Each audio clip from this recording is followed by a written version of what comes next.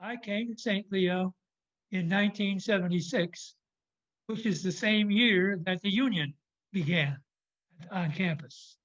So I had 44 years at St. Leo, and the union has existed for over 44 years. Um, I joined the union my very first semester in the fall of 76. In the mid 1980s, I became a St. Leo senator, which meant I attended statewide UFF meetings as St. Leo's representative. In 1990, I became the UFF vice president for independent colleges. Now, St. Leo happens to be, and has always been, the only independent or private college in the United Faculty of Florida. So during the 44 years I was here, I retired last spring, I've seen the union grow and prosper. It's always maintained a membership of over 50% of the faculty. I think that's very important to keep in mind because it shows that consistently during the 44 years, a majority of the faculty have supported the United Faculty of St. Leo. It's just not an organization of a small number of people on campus. It's, as I said, we've always had over 50% membership. Now, why have we been able to maintain majority membership? And I think it's mainly because we have worked to improve the salaries and the working conditions for the faculty from the terrible situation that they were in when I arrived in 1976. I can tell you that in the late 1970s, salaries were terrible. Of all the faculty in the late 1970s, only about a third had PhDs. And that was because our salaries were not competitive. We could not attract good people to campus. Today, it's partly because of the work the union has done. We have very competitive salaries, and we attract outstanding faculty. Almost all our faculty have PhDs. Many of them have good publication records. So we have clearly improved the salaries and the working conditions of the faculty over the time the union has been in existence. Also, during my 44 years, I've seen 6 college presidents at St. Leo. I can say, I think, without hesitation, that none of them really liked having the union because it interfered with their ability to make unilateral decisions. They couldn't just cut salaries or change workloads or working conditions of the faculty without consulting the union. And college presidents generally don't like that. But despite the fact that they didn't like the union, none of the previous presidents up until now attempted to do what was done less than 2 months ago.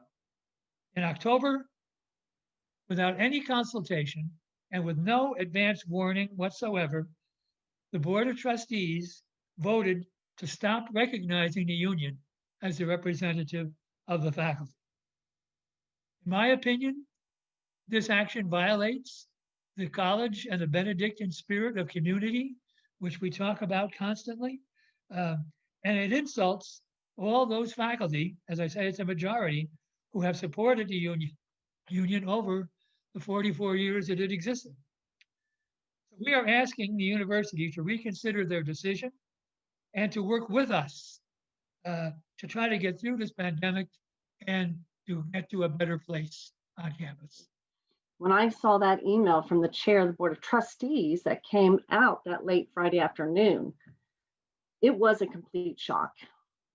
It was like someone had pulled the rug out from under us. There was no warning, whatsoever. And we never, ever expected this. I mean, who would ever think of doing such a heartless thing in the middle of a pandemic? And so I will tell you, there were many, many faculty starting that Friday afternoon, all weekend, people calling me, texting, emailing me, very fearful about what was going to happen next. I had several new faculty members calling me, asking me, was their job in danger? Would they, or should they start looking elsewhere for work? And so, you know, that terrible weekend, people were, and they still are, legitimately fearful of their future.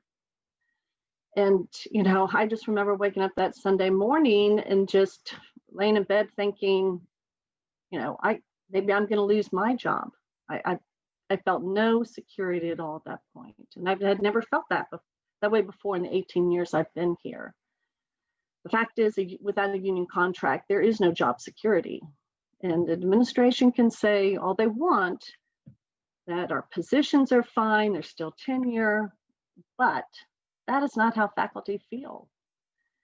And so today, I mostly want to address my comments to the Board of Trustees at St. Leo. As you know, as a private university, we don't have to adhere to Florida's Government in the Sunshine Law. So we have no connection. We have no relationship with this governing body. We know their names, but we have no access to them. So for example, it took us almost a month to find and investigate and get their emails just so we could send them an email letting them know that we were unequivocally against this decision and that we want an opportunity to meet with them and discuss how and why this decision was made. And so far, we haven't heard back. And so, as we've said, late Friday afternoon, get this email out of the blue. In addition to the union, said they were going to create a new faculty senate. And so all of this was under the guise of what they've termed creating a shared governance. Or as they stated, and I quote, help foster a stronger sense of community and unity. And that action had the, exact opposite effect. Never have the faculty felt so isolated and apprehensive about the future. To strip away protections of faculty who, we're here teaching in the middle of a pandemic, holding face-to-face classes at risk to our own health and well-being is just unacceptable. And so, again, we're unsure what was discussed at the Board of Trustees meeting, how this supposed governance was presented. We don't know if it was a unanimous vote. We're left to our own summations based on the little information given in their email notifications. And so some of the reasons, again, unity, they thought this would increase unity. It would be good for transparency and flexibility. It would allow the university to be nimble and flexible and kind of streamline communication. They also said it would strengthen our Benedictine Catholic identity. The problem is we have all of this and more. I mean, we've had a shared governance here. Again, past 44 years with the union, over 20 years with the faculty senate.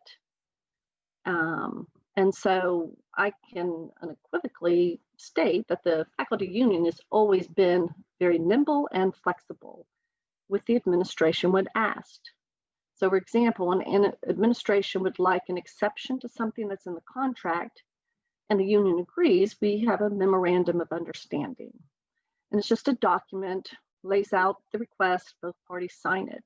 And so I will tell you last year, I did sign, they came to us and they wanted to offer an early retirement incentive. Okay, we signed that.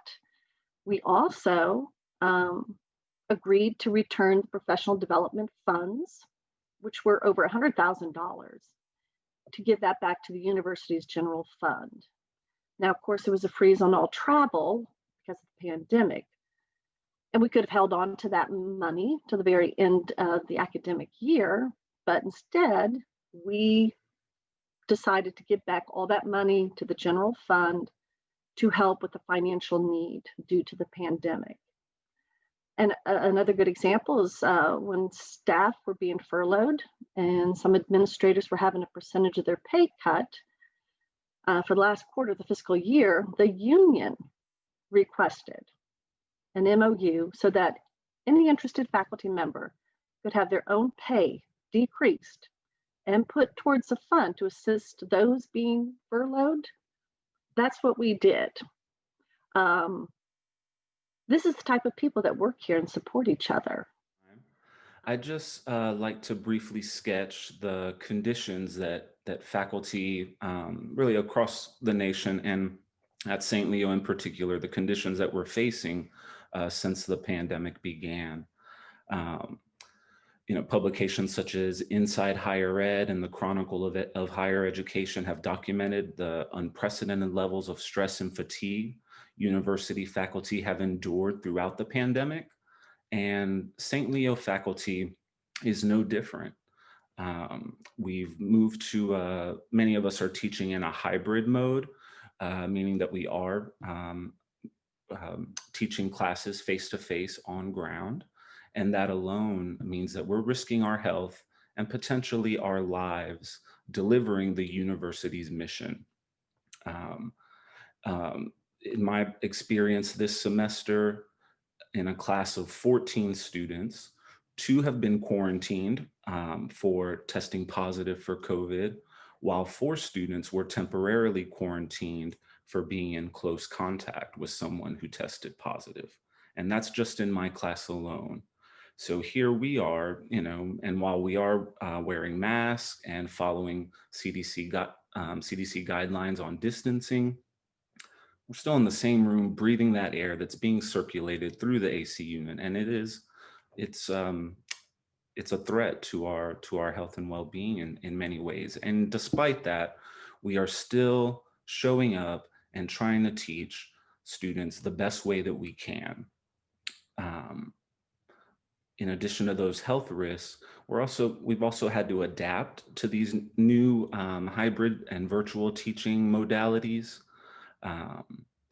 Our students are also suffering as well, as has been well documented. So we're also supporting our students doing that type of work as well as they struggle with their mental and physical and spiritual health. As Valerie mentioned, we're isolated from each other. We're experiencing Zoom fatigue like everyone else, mental fatigue and burnout due to these factors. We're concerned about the financial health of our university due to the pandemic. And really, it would be foolish to ignore the broader our broader national context at the moment as well. I think a lot of us are stressed and anxious about how nationwide protests against racial injustice are being met with state violence. Nationally, again, our economy is uncertain. So this is just a brief list of the unfortunate and challenging conditions that are the backdrop to the board's decision to hold a secret vote to no longer recognize our faculty union. And I think as our students suffer and as faculty suffer, this decision seems contemptuous. Catholic Scholars Work at Justice is an international association of scholars who are committed to fostering Catholic social teaching on workers' rights and as labor unions as indispensable for civilized societies. This is the heart of Catholic social teaching and has existed beginning with the teachings of the patristic fathers in the early church, through the church's medieval support for guilds of workers, and especially beginning in modern times with Pope Leo XIII in 1891 in Rerum Novarum, where he said that unions should be encouraged in every workplace. And so let's get something straight right from the start. Unions are not something about which there is any ambivalence in Catholic social teaching. The church cannot require unions since only workers can choose to form unions. But the church can and does strongly encourage the formation of unions, not only because of what they do for the workers, which is obviously provide benefits and give them a say in their health and safety and things like retirement in their workplace, but also unions benefit the society at large. There would be no middle class in the United States of America, for example, if it weren't for the work efforts of labor unions back in 1920s and 30s, et cetera. And so the Catholic Church sees this as an exceptional way to civilize and to improve society. And so we in Catholic Scholars say to the trustees of St. Leo's University, what were you thinking? Were you thinking of your employees, of your workers, as your professors, as human beings? as people with feelings and emotions, and people with families, and people with children. They are demoralized. This was a terrible thing to do to them. What were you thinking? Were you thinking, for example, of your own statement, St. Leo University's Catholic Identity Statement that is on the website, and it had to have been approved by the trustees, that says that the university shall act in solidarity with people who are poor, oppressed, and marginalized. Marginalized like now the faculty for whom you say there is no union at the university. The university shall cultivate servant leadership that respects and upholds the dignity of faculty, staff, and all members of the university. Really. The university shall advocate for social justice guided by Catholic social teaching. You just tore this up. You just tore up your own statement of Catholic identity. What were you thinking? Now we know from experience, we've been involved with many universities and some Catholic hospitals and other institutions around the country and in some other places. We know that when trustees act, they normally don't act first as a whole body. They first act in some conversations between the president and the chair of the board, who then talk with the executive committee of the board. And then this is sent to the wider committee. And very often, I'm told by many people who have served on boards of trustees, by the time the wider committee gets a hold of this, it's a done deal. People, chairs of trustees say, well, you know, the president really wants us to do this. We can't let him down on this, can we? We've got to oppose this union. He doesn't want it at his school. I've heard this from, believe me, a number of people, and all too tragic. I want to say that there are many universities that have encouraged unions and that in fact have them today. And we used to hold St. Leo's as one of those universities, as a beacon of hope, as a beacon of light to the world of higher education that says, yes, faculty should be respected. They have a place. We must listen to them and talk with them and jointly form policies. That's what shared governance means. Shared governance isn't something where, oh, we'll ask your advice on something and then talk with it later. I want to say that I'm assuming there are many people on the Board of Trustees. I've looked at the members and I see there is a Benedictine sister and a Benedictine father on the board. And they know Catholic teaching. And so many of the board members may not. They may not know some of the things that I've just said. And we hope that the board, the entire board, will get together and do a retreat on this, do a moment of reconciliation, a moment of repentance, a moment of reflection, say, what have we done here? How could we have done this to our faculty? And what does it mean for the rest of the university? What does it mean for the staff and for the janitors and for everybody else? What does it mean for their employment? Because this could be the part of a slippery slope that ends up in tragedy for all people.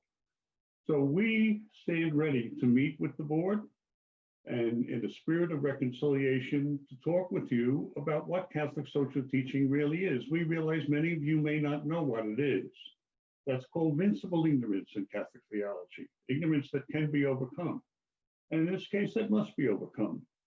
You as a board have an obligation to refresh your memories with your own statements and with the long history of Catholic social teaching, and we hope you will.